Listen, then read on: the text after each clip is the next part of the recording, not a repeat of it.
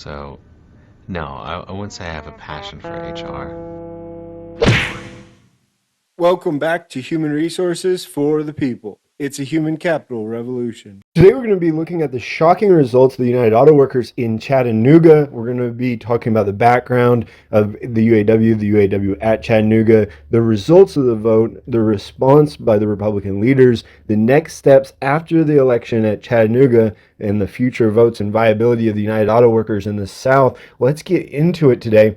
The United Auto Workers traced its roots back to the 1930s when automobile workers faced grueling conditions in factories across America. Led by pioneers like Walter Reuther, the UAW rose to prominence through landmark events like the Flint sit-down strike of 1936-1937, which secured significant concessions from General Motors. Over the decades, the UAW began to expand its influence, organizing workers at automakers like Ford and Chrysler. Despite facing challenges, including economic downturns and management disputes, the UAW remains steadfast in its commitment in fighting for the workers. Right now, it's a prominent voice in the labor movement in the United States and specifically in the auto industry. Volkswagen announced the Chattanooga assembly plant in 2008 and ultimately started producing automobiles in 2011.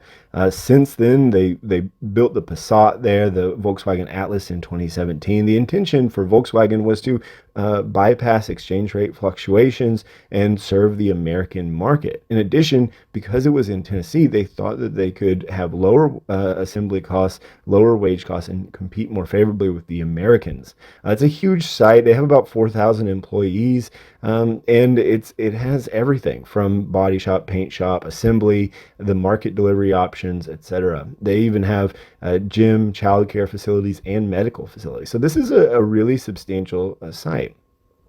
The Volkswagen Group really seemed to, at least early on, be in favor of cooperation between the workers and the employees. They wanted to go with a works council, which is similar to their home country, similar to Germany. That is illegal. A works council, in the way that the German companies operated, is illegal in the United States because it's an employer-dominated union. But nevertheless, Volkswagen seemed to want to work with the workers. Ultimately, the United Auto Workers has tried twice before to unionize this plant. They did it back in 2014, and it was a 712 to 626 vote. Both Volkswagen and the IG Metall union in Germany was pushing for this. However, the business groups in the United States were pushing against it. And again, the United Auto Workers attempted to unionize the plant in 2019 and failed again, 52 to 48. This time, Volkswagen was not nearly as supportive of the union vote. For whatever reason, they did not have the backing of the organization at that time. Fast forward to February 6th of 2024, United Auto Workers announced that they had over 50%. You can look back. I was somewhat doubtful at that time that they actually had 50% signing union membership cards. But I was quite doubtful of that reality, and I have obviously been proven wrong. That was on the heels of a United Auto Workers announcement that said that they're going to put $40 million to unionizing the southern and non-union automotive plants. And we're going to be talking about that in a little bit, but the southern plants, and generally speaking, the non-union auto plants, are a real big thorn in the United Auto Workers side, right? There are a lot of them, and they're specifically mostly foreign, right? There are major Japanese manufacturers in Alabama, South Carolina, and Georgia that are all non-union and also foreign. And so this represented a big problem for the United Auto Workers.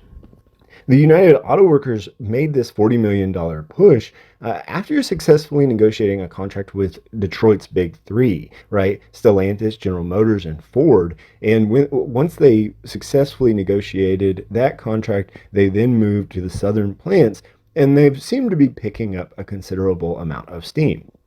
Of the some 4,300 workers that could vote in the election, about 3,600 were cast. And of those, about 75% went towards the United Auto Workers. That means that the United Auto Workers have ultimately won over about 62% of the eligible workers at the site.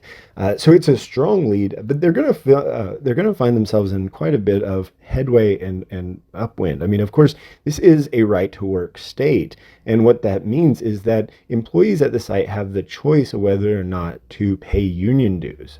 They still have the ability to be represented by the union. They are still under the union contract. Yet they do not have to pay union dues. As a result, the union can be obviously much weaker because the union does not have a significant strike. The union does not have a significant strike fund with which to operate off of, and that poses huge problems for the union power.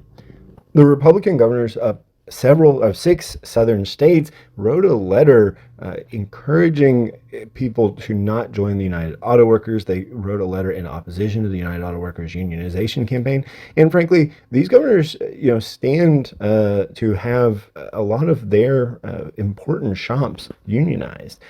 So it was the governors of Mississippi, South Carolina, Tennessee, and Texas and Georgia, who wrote a letter of concern saying that all of the UAW automakers have announced layoffs, that they respect the workforce and they don't need to pay a third party to tell us who can pick up a box or flip a switch.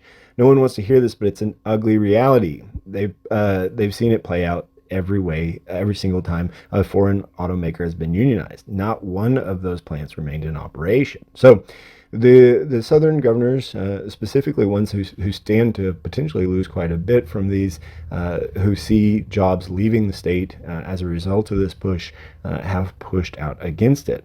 So let's go on to the next steps for Chattanooga. Once the National Labor Relations Board has certified the results of the election and recognizes the union as the official bargaining representative for the employees in the bargaining unit, here the employees of the United Auto Workers, Volkswagen, Chattanooga assembly site, they begin initial negotiations, which might establish the terms and conditions of employment for the employees covered by the bargaining unit. They go through preparations and proposals outlining their desired terms for the collective bargaining agreement. They go through negotiation sessions between the union and the employer, mediation or assistance, and ultimately finalize the agreement and then rely on ratification. Before the CBA can take effect, it must be ratified by both parties. This typically involves a vote by the employees covered by the bargaining unit to approve the agreement. If a majority of employees vote in favor of the CBA, it becomes legally binding. And one thing that I want to highlight here is that one of the considerations generally is going to be over wages. Now, in response to the United Auto Workers organizing efforts previously, Volkswagen was already pushing for 11% pay raise for production workers, and they received it beginning in December. This brings the starting wages up to $23.42 an hour, and then it maxes out at $32.40. I'd have to go back and compare. I think that is still probably lower than much of Detroit's wages. I know that a lot of the big three get some sort of profit sharing bonus, but I also don't know how that this is particularly far off, at least when considering for cost of living and everything else. But considering that they had the United Auto Workers at the door, they gave a substantial increase, again, back in December, in an attempt to ward off the union. The next piece in this puzzle will be the workers at the Mercedes factories near Tuscaloosa, Alabama. This is, again, another foreign manufacturer of cars, and they're voting from May 13th to May 17th at the facilities in Vance and Woodstock, Alabama.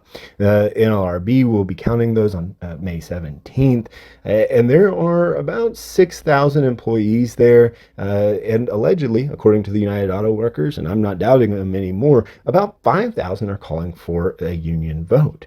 I think that this is going to be significantly different. For one, for a long time, Volkswagen was encouraging the workers to form a union. Mercedes-Benz has not been that behavior. In addition, there is a little bit of union density around the Volkswagen Chattanooga plant.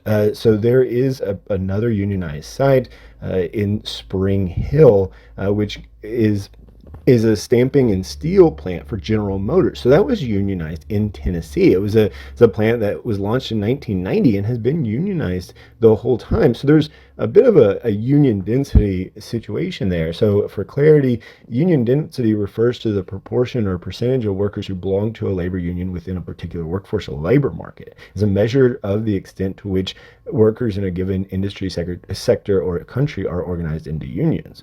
Spring Hill is not that far from Chattanooga. However, the Vance and Woodstock, Alabama sites are pretty isolated. There isn't a lot of union activity around, and it's much deeper south.